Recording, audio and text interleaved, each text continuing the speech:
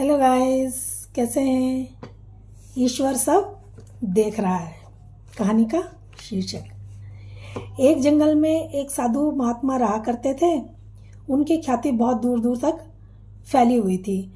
उनके ज्ञान और समझदारी की वजह से ही उनके पास प्रभावित होकर बहुत दूर दूर से उनको खोजते हुए लोग उनसे शिक्षा लेने के लिए युवक आया करते थे।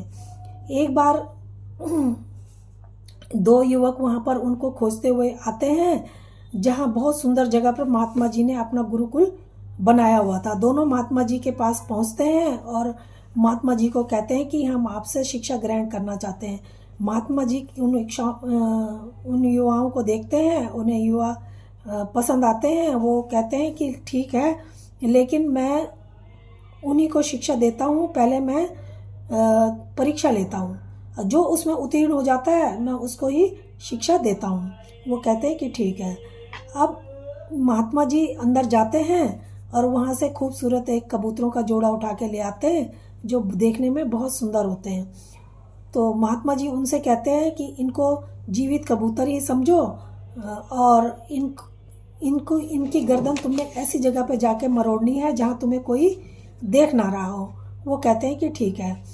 अब दोनों सोचते हैं कि महात्मा जी ने इतनी सरल परीक्षा हमारे क्यों ली होगी। तो दोनों अलग अलग दिशा में जब जाते हैं तो एक आगे जाके एक अपनी देखता है कि खाली जगह है जहाँ पर कोई भी उसे देख नहीं रहा था। वो चुपके से उस कबूतर की गर्दन मरोड़ देता है और वापस हो लेता है।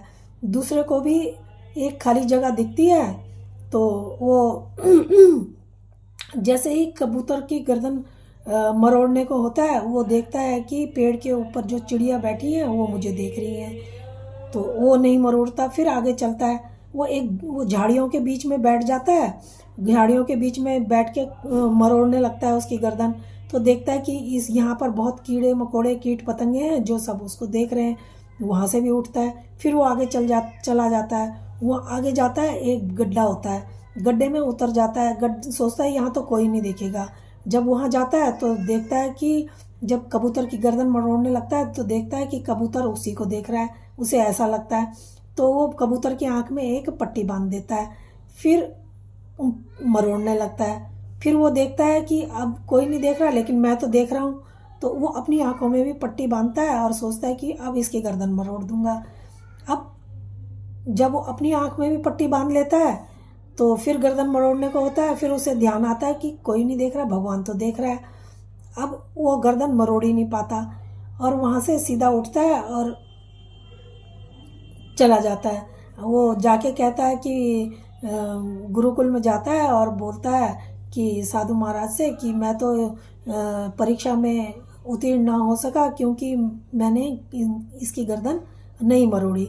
वो क्योंकि वहाँ पर जहाँ पर भी मैं गर्दन मरोड़ने चाह रहा था वहाँ पर ही कोई ना कोई मुझे देख रहा था। मैंने ऐसे ऐसे करके करा। फिर जब गड्ढे में उतर के भी देखा, वहाँ भी मुझे भगवान देख रहा था। तो मैं इसकी गर्दन नहीं मरोड़ा और मैं उत्तीर्ण नहीं हो सका। तो वो खुश हो जाते हैं और कहते हैं मैं यही तो देखना चाह रहा था कि तुम्हारे में कितनी समझदारी है। और तुम उसको शाबाशी देते हैं और यही बताते हैं कि अगर कोई नहीं देख रहा हो, हम कोई भी गलत कार्य करते हैं, कैसा भी कार्य करते हैं, तो हमें कोई नहीं देख रहा होगा, लेकिन भगवान हमें परमात्मा जरूर देख रहा होता है। तो परमात्मा से कुछ भी छुपा नहीं रहता। तो दोस्तों, आपको ये कहानी कैसी लगी? अगर कहानी अच्छी लगी होगी तो प्लीज़ लाइक और सब्सक्राइब जरूर करें। धन्यवाद।